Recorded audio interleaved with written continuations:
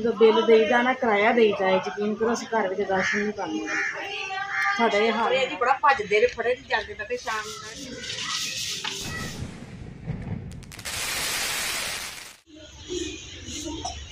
खड़ा हो देखो 4-5 घंटे सारे चौके सराहने तो रख आओ।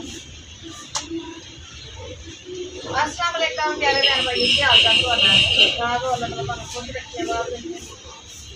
क्योंकि बच्चे मस्त लौट गए ने और आज स्कूल छुट्टी है बच्चों को और मैं काफी तय ला मैं अंदर रखी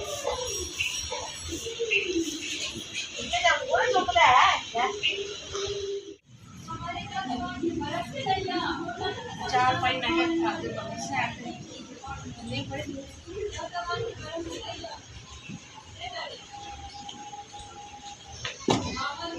बाकी यार 4 बजे दूसरे कमरे खाता है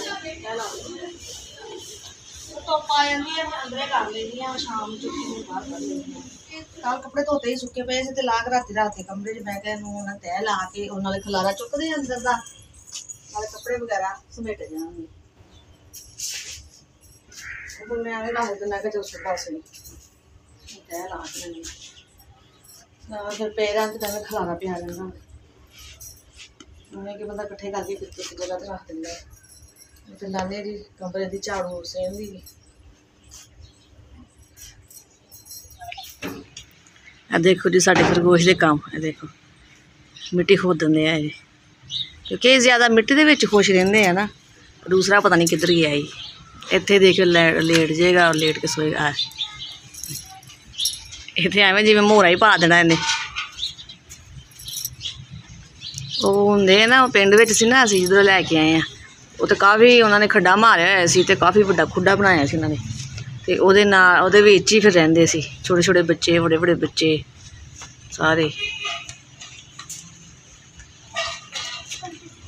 ये हुण ओही हिसाब लभदे कि जिवें उत्थे खड्डा सी ते इत्थे भी होवे। और जी काम कर लिया सी, झाड़ू वगैरह भी ला ली सेहत दी कमरियां दी और ऐस मंजी ते ना चाय डुल गई सुबह ते मैं कहा चल मैं धो देवां। मंजी हो गई ज़्यादा गिल्ली, मैं चल थोड़ी जी धोनी है फिर सारी धो दी क्योंकि फिर ना इतने कच्ची जगह से कीड़ियाँ बहुत निकलदियाँ ने तो मिठे का तो वैसे कीड़ी बहुत आती तो मैं क्या मैं 4-5 कीड़ियाँ कढ़ाइयाँ चल मैं धो ही देनी। लगे चावल गरम। हाँ जी मैं गर्म कर लवा बच्चन करके देने जी गैस आ गया है और मैं चावल गर्म कर दी हाँ। और ये चावल रात सानू ना महल्ले में काफ़ी बड़ी महफल सी और महफल रात लेट सी तो खाना शाना खा लिया फिर उन्होंने चावल पूरे महल्ले भी वंडे सी सानू देख गए मैं रख लेना चल कल कम आ जाएंगे तो मैं चलो बच्चों को गर्म करके देने जी। और जी सानू आ गए इतने इस मकान के बिल भी बहुत ज़्यादा भी तुम दिखाने हैं क्योंकि महीना आ गया सानू किराया भी आ गया बिल भी तक साढ़े को किराए के पैसे जमा नहीं हुए तो बिल ने भी सिर च खार सोटा मारता है। बच्चा देने जी गर्म करके चावल फिर तुम दिखाने जी जितना सानू बिल आया है कि साढ़े नाल बनिया है जी। तो चावल हो गए जी साढ़े गर्म मैं अपने बच खाने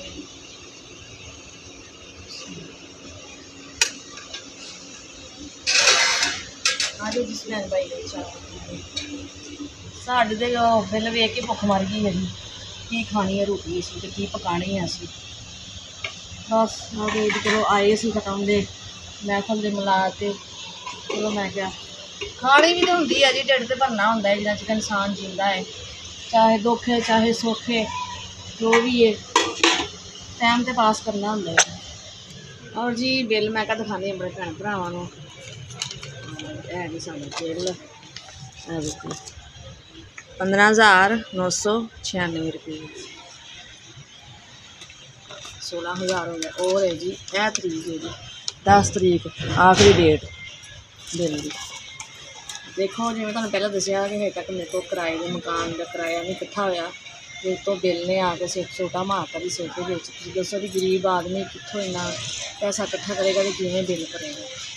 6,000 रुपया किराया मकान का और 16,000 बिल 22,000 रुपया असीं इकट्ठा देना है जी इकट्ठा आ गया किराया और बिल कित्थों गरीब बंदे इन्ना देंगे। तो डेट उन्होंने पाई जी 10 तरीक की 10 ने भी भरना पहले भरना होंगे जी 8 भर लो 9 तो भर लो। ये सोचनी भी इन्ना बिल इतने आ गया 10 की करा बिल भर भर के तो वैसे ही पहले जान मुक्की पई उत्थे इन्ना बिल भर के आए फिर मकान आके चेंज किया हजे ਇਹਦਾ भी एडवांस वगैरह रहिंदा मैं तरला किया कि तुम फिर देवांगे किराया औखे सौखे चलो पिछले महीने करके दिता हुण महीना पूरा आ गया फिर किराया देना कहंदा भाई दवो किराया दवो बिल भी दवो उन्होंने तो कोई टेंशन नहीं टेंशन होंदी है किराएदारां नूं ਇਹੋ देखने कि 10 बंदा करे तो की करे बस जी अल्लाह ही वारस है अल्लाह पाक को साढ़े वास्ते बेहतर वसीला बनाए अल्लाह पाक मदद करे तो मैं बिल भरांगी किराया भरा मैं तो यार कि मेरे को ना किराए की गुंजाइश ना बिल जितने का मैं बड़ी परेशान हो गई हूँ बस अल्लाह पाक ही है जी बेहतरी करने वाला सोहने रब ते डोरियां ने हसदी जी नूं अंदर की करना फिर दर्द हो रही है मम्मा खाने लगे गोली आज सुबह की तबीयत खराब है दाढ़ की वजह बुखार होया मेरा मुँह ही मुझे सीधे सीधे लगता ये सोई पई है अब पूरी और जगह दर्द हो रही दाढ़ की वजह पूरा मुँह दर्द करता पूरा एक साइड पूरी दर्द करनी है चस्के ही पैनी है मैं क्या चलो गोली खा के देखती हूँ दाढ़ दर्द की वजह कुछ फर्क पै गया सुबह भी खाधी फर्क नहीं गया मैं चलो हूँ खा सुबह चावल मैं नहीं खाते मैं अगे चावल वाई होंगे और अगे दाढ़ दुख रही है गरीब की तो कोई ना कोई टेंशन मुकदी नहीं है टेंशन घर दी खत्म हो खुशहाली हो तबीयत भी बंदे सही रही है जो खुशहाली नहीं होनी तो कोई ना कोई तो फिर दुख लाजमी होंगे ही है जी हम इन्ना वड्डा झटका लग गया है जी तबीयत कितों सैट होनी हाँ कारोबार हो ना कोई अपना कारोबार चलता फिर तो कोई बंदे तकलीफ नहीं होती बंदे कोई भी काम चलता भार लवांगे तो कारोबार नहीं है पता नहीं एक कि मुश्किल गुजारा करते पे असी जानते साडा अल्लाह पाक जानते कुछ नहीं कह सकते लगी खरगोशों के घर में क्योंकि अब शाम हो गई है हाँ जी बड़ी मुश्किल फड़े है जी बड़ा भजते ने फड़े जाते तक शाम का टाइम है और इन्होंने घर छड़ दी हो काबू नहीं आते कहते छड़ते मैनू छड़दा तेन इन्होंने भी घास पाने जी लिया के घास लियांदी हुई है जी घास लैके आए ने और पाने इन्हों का खाना इन्होंने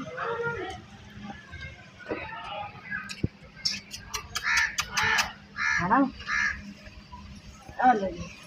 खाओ मौज करो और बिच रख देंगे जी पानी खाने रहने और पानी अपना देंगे रहने ला देंगे दीवार दरवाजे तो बंद कर दी है और जी है साड़ी आज की वीडियो असीं बैन पाई फिर मेरा इंशाअल्लाह अच्छे मिलना हम साड़ी वीडियो पसंद है लाइक शेयर जरूर कीजिए अल्लाह पाक साढ़े वास्ते आसानियां पैदा करेगी ठीक है यकीन करो बहुत परेशान हो गई है मैं किराए और बिल भर के मेरी बस हुई गई हूँ यकीन करो मेरे को काम भी नहीं होंगे लोगों के घर जा के ना मेरे को हम जो बिल देईदा ना किराया देईदा है यकीन करो असीं घर में राशन नहीं पाते साडा ये हाल होंदा वा क्योंकि असीं पैसे इकट्ठे करके उन्होंने दे देने होंगे 6-7 हज़ार असीं घर कितों खाना होंदा जो साडा अल्लाह ही जानदा कि उस दिन साडे किवें लंघदे ने ते हुण भी देखो ये किराया बिल अल्लाह पाक ही हुण साढ़े वास्ते आसानियां पैदा करे अल्लाह पाक सब वास्ते आसानियां पैदा करे जी अल्लाह हाफिज़ जी पाकिस्तान जिंदाबाद।